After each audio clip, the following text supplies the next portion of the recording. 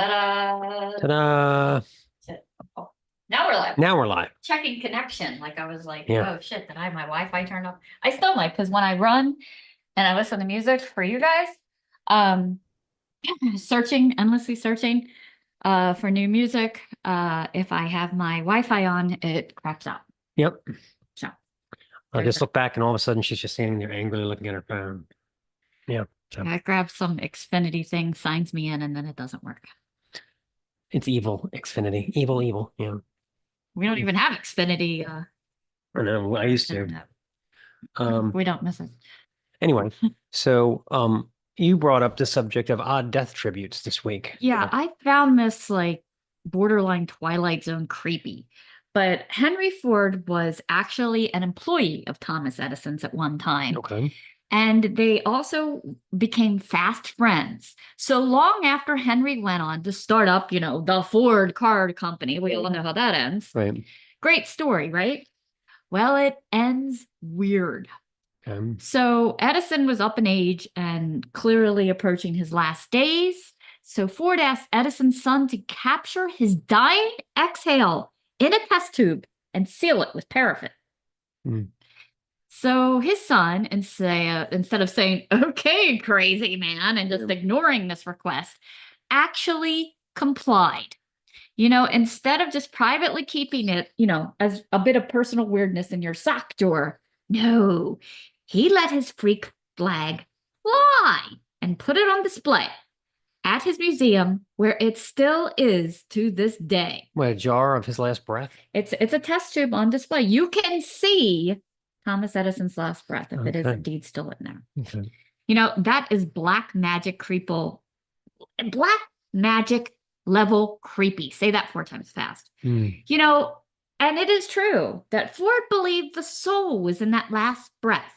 So think about that. Did he think he captured Edison to keep all for himself? That's weird. No passing to the next world, just he had to keep it. Do you know, other odd fact, that Henry Ford was responsible for the invention of charcoal briquettes? Okay.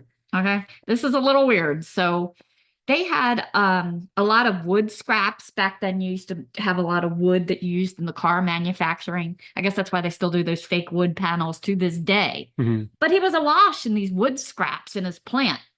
So his brother-in-law suggested they make a charcoal manufacturing plant. Who was this brother-in-law? Might not surprise you. It was one E.G. Kingsford. Yep, the same one that still churned them out for Weber's every summer. All I can think of is his son at Edison's bedside going, this motherfucker's never going to die. I got to take a piss like crazy. This test tube's starting to look good for a different purpose, Oh, God. Yeah. Rumor has it that he had at least 10 test tubes lined up on the nightstand. I guess in case he was like, oh, no, still breathing. We're just going to. So, he had already sealed that one. Well, in other news, we might be live streaming tonight from our favorite dive bar because our daughter mentioned she hates it there. So now I'm intrigued. I want to go. Yeah. It's taken on a new life for me. So stay tuned for that. Also, I'll close with this. I have to bring this up. I watched the dumbest sports documentary I've ever seen in my life, which is apparently the #1 show on Netflix right now. It's about the Michigan University sign stealing in Michigan football. For those of you that haven't seen it, you have to check it out only for this reason. And I need help with this. Come at me in the DMs. There's a guy that is a celebrity apparently on the Ohio State football message board. So much so that he appeared on the show in disguise. He's wearing like a burqa and sunglasses. Why? Why does he not need to be seen? Did he witness a murder or something? It's new depths of male football stupidity, this show. I was just like completely entranced by him. Like, the guy's in disguise. He's just a guy in the stands munching on hot dogs going to Ohio State games, right? Well, why does he need to? Monday morning quarterbacking, of course. Good Lord. Anyway, check it out. If you can explain why he's in disguise to me, please come at me in the DMs. So in other news, we did watch a good sports documentary on Steve McNair. It was really good. It's called Aaron McNair. So the best part, that one out. The best part of that one, I'm gonna spoil it for you. The best part of that one is he's dating this girl, Manny. He's married, but he's got all these girlfriends. One of them is this girl that he met at Dave and Buster's, and she's like 20 years old, right? They're she's had a couple of DWIs, DUIs. So they're in the SUV together and she's driving. The cops pull her over, right?